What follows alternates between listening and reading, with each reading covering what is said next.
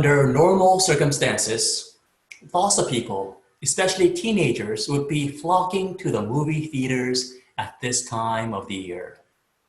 Movie theaters save their biggest movies of the year for the summertime when school is on holidays.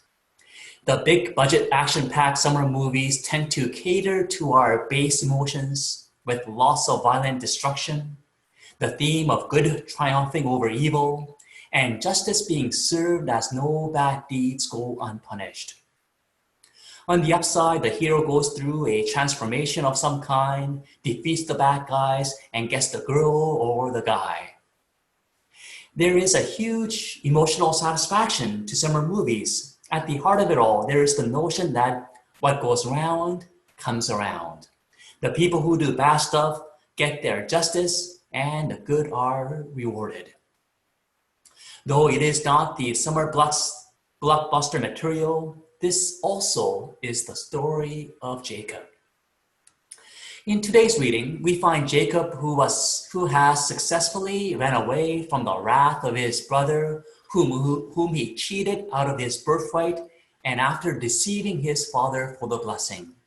Yet on the way, he met God, who promised even more blessings upon him than what his father had offered. You would think that after such a meeting with God, that life would be a smooth sailing all the way. He can put his life on cruise control and count the blessings for the rest of his life. Not quite so, I'm afraid. Jacob has indeed, after running away, found his way to his uncle Laban, who is his mother's brother. Upon meeting his daughter Rachel, Jacob figures he has found the woman of his dreams. The problem is that if you have a daughter who is beautiful and charming, you are not going to give her up to the first guy who shows up on a camel at your oasis. For me, any of Emily's suitors will have to undergo a full security clearances along with 3 recommendation letters from a teacher, spiritual director, and then employer. As for Jacob, he had proved himself worthy by the virtue of the fact that he was a part of the same kin. Back then, it was perfectly okay, if not preferable, for the cousins to marry one another. Secondly, he also needed to provide a dowry. Since Jacob was a runaway, he had nothing. He had to earn his way towards a marriage. So he agreed to work for 7 years in order to have Rachel as his bride. All of a sudden, paying 2 months of your wages for a diamond engagement ring seems like a pretty good deal to me.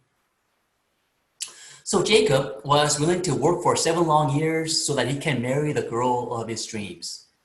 That would certainly be a good test whether one loved the person or not.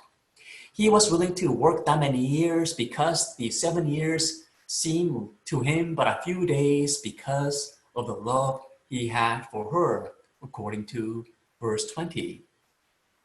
All was good until the day after the wedding night. As it turns out, the father played a trick and he had his older and not as beautiful daughter, Leah, sleep with Jacob instead. The trickster got tricked, and what goes around came around. In the end, Jacob met his match.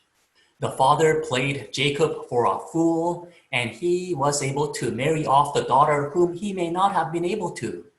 In that culture, you simply cannot marry off the second daughter before the first. If you do that, then the older one will never be married. People will be wondering, what is wrong with the older daughter that the second one got married before her? The father then may have to support her for the rest of her life.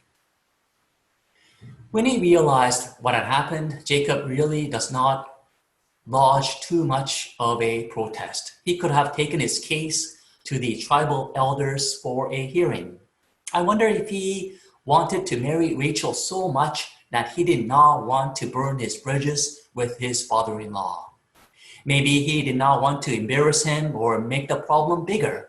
So Jacob agreed to work another 7 years for his uncle, but he was allowed to marry Rachel a week later, which must have felt like a huge relief. There is more to this story than the trickster being tricked. Feminist theologians have pointed out the obvious in the story.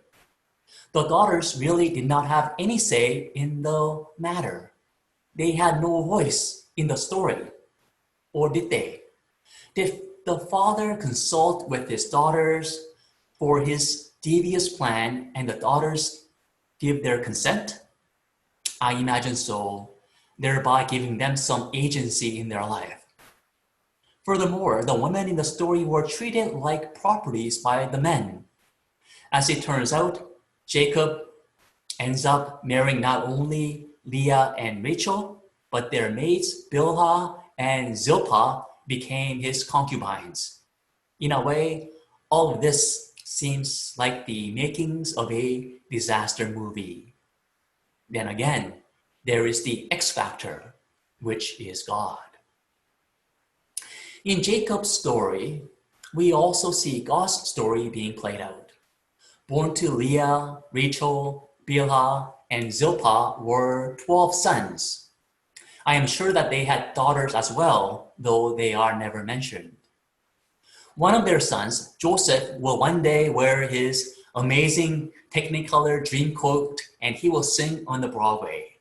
Before that, he will also save Egypt and his family from 7 years of feast and 7 years of famine.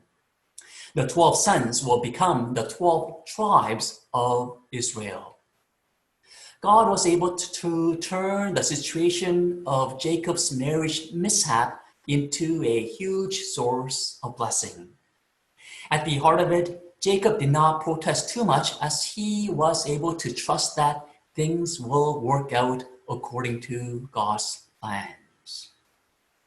We may also not like what is happening in our lives, but we can, like Jacob, trust that there may be a greater blessing at hand. When life seems to be rather difficult, God may say to us, "Work with me here. Just wait and see." We may not like what is happening right now with the global pandemic. We are still knee-deep in the first wave, and the people are already worrying about the second wave. So this is far from being over. Yet, despite what seems like the disaster movie of a lifetime, I trust that God is in the process of rearranging, reordering, and recreating a new world. It has already started to happen with the fight against racism. As Jacob's story unfolded, we can see that all was according to God's plans, even when things looked bleak, even when all seemed like a failure. God works in mysterious ways and overcomes our disappointments, triumphs over difficulties, and renews life in the face of defeat. God has a way of working through our life that can be more enjoyable than the Hollywood movies. With God being by our side, we can journey on in hope and in confidence. Thanks be to God.